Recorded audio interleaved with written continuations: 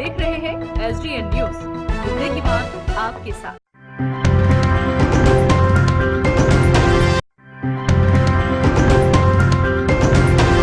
आप देख रहे हैं SDN न्यूज, मुद्दे की बात आपके साथ।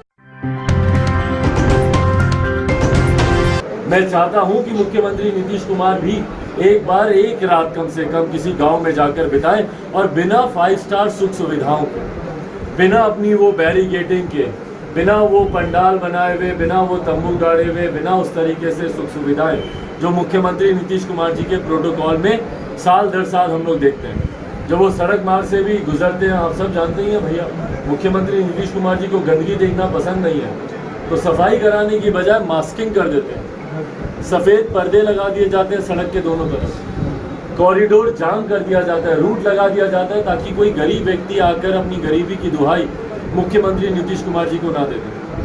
कोई गरीब व्यक्ति आकर उनसे हाथ ना मिला ले कि उनके हाथ गंदे ना हो। कोई गरीब व्यक्ति अपनी प्रताड़ना, अपनी वेदना उनको ना बताए, क्योंकि मुख्यमंत्री नीतीश कुमार जी को फिर उस पर काम करना पड़ेगा और ये मुख्यमंत्री चाहते नहीं है। आप देख रहे हैं SDN न्यूज, मुद्दे की बात आपके साथ। नमस्कार, आप देख रहे हैं SDN न्यूज। मैं हूं सैयद तहसीन अली। चिराग पासवान का पूर्णिय आगमन हुआ।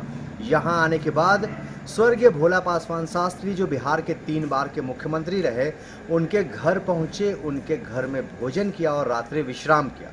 वहां की अनुभूति को समझा, क्योंकि उनके पिता रामविलास पासवान भी दलितों के चिंतक हैं और कहते हैं कि उनके पिताजी और स्वर्गीय भोला पासवान शास्त्री की विचारधारा मिलती जुलती है और स्पष्ट तौर पर वो दलित के उत्थान की बात करते थे। इन्हीं अनुभूतियों को संभालने के लिए वो पूर्णिया पहुंचे थे, जहां रात्रि वो विश्राम किए। इसके बाद सुबह जब प्रेस वार्ता की तो तेवर चिराग पासवान के बिल्कुल साफ दिखे नीतीश सरकार पर हमला बोलते।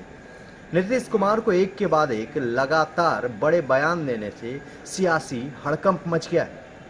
प्रेस वार्ता में उन्होंने साफ तौर पर एक टुक में कह दिया कि नीतीश कुमार सिर्फ अपनी मानते हैं, सिंगल मैन आर्मी है, जो उनके दिल में इच्छा होती है सिर्फ वही काम करते हैं।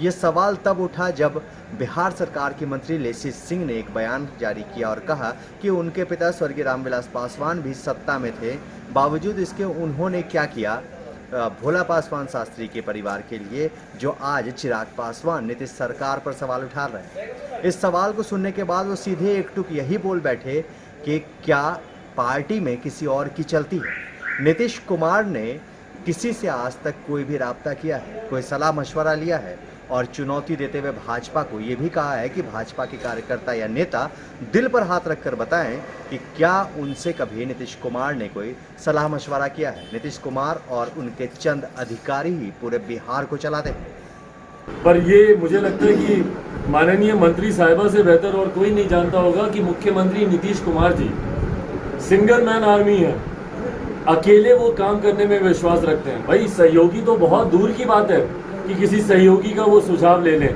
मुझे ईमानदारी से उनके पार्टी के नेता, कार्यकर्ता, उनके मंत्री, उनके विधायक दिल पर हाथ रखकर हमको बता दें कि क्या मुख्यमंत्री नीतीश कुमार जी उनकी राय देते हैं क्या किसी भी योजना में या किसी भी कार्य को करने के लिए। हमको भाजपा के हमको नेताओं से बता दीजिए ना कि उनकी राय ली जाती है, उनसे मशवरा किया जाता है। मुख्यमंत्री नीतीश कुमार जी अकेले कार्य करने के लिए माने जाते हैं, वो और उनके 4-5 अधिकारी, बस सिर्फ ये लोग बिहार चला रहे हैं। और पिछले 15 साल से सिर्फ यही मुट्ठी भर 8-10 लोग हैं उनके अधिकारी, उनके करीबी अधिकारी और मुख्यमंत्री नीतीश कुमार जी, बस ये लोग सरकार। इतना ही नहीं, जीतन राम मांझी के भगवान श्री राम के बयान पर भी पलटवार करते हुए कहा कि ऐसे लोग हैं जिन्हें मुद्दे से भटकना आता है, मुद्दे को किस तरह भटकाना है। बिहार में बहुत सारे मुद्दे हैं, लेकिन उसके बावजूद सरकार उन पर बात नहीं कर रही है और ये वो लोग हैं जो सरकार में रहते हुए मुद्दों पर बात नहीं करते हैं। सुनिए चिराग पासवान ने क्या कुछ कहा अपनी प्रेस वार्ता में। पकड़े गए आरोपियों में राजकुमार पासवान और विमल कुमार जलालगढ़ थाना क्षेत्र के कामबी गांव का, जबकि सूरज कुमार सिंह पूर्णिया के मधुबनी और अभय ठाकुर सहायक खजांची थाना क्षेत्र के नम्रतन हाता का रहने वाला है। और सत्ताधारी जितने नेता हैं, मैं उनसे आग्रह करूंगा, विनम्रता से आग्रह करूंगा कि भैया हमें रोजगार दे दीजिए, हमें रामायण महाभारत से नहीं लेना देना। हमारी आस्था जिसमें है हम उस पर आस्था रखेंगे, विश्वास रखेंगे, बंद कमरे में नमन करेंगे, पूजा कर लेंगे, मंदिर चले जाएंगे, जिसकी जो आस्था है। आप हमको मत बताइए कि कौन सा किरदार था नहीं था, कौन से भगवान देवी देवता थे नहीं थे। जिसकी अपनी व्यक्तिगत आस्था है वो अपनी आस्था रखेगा।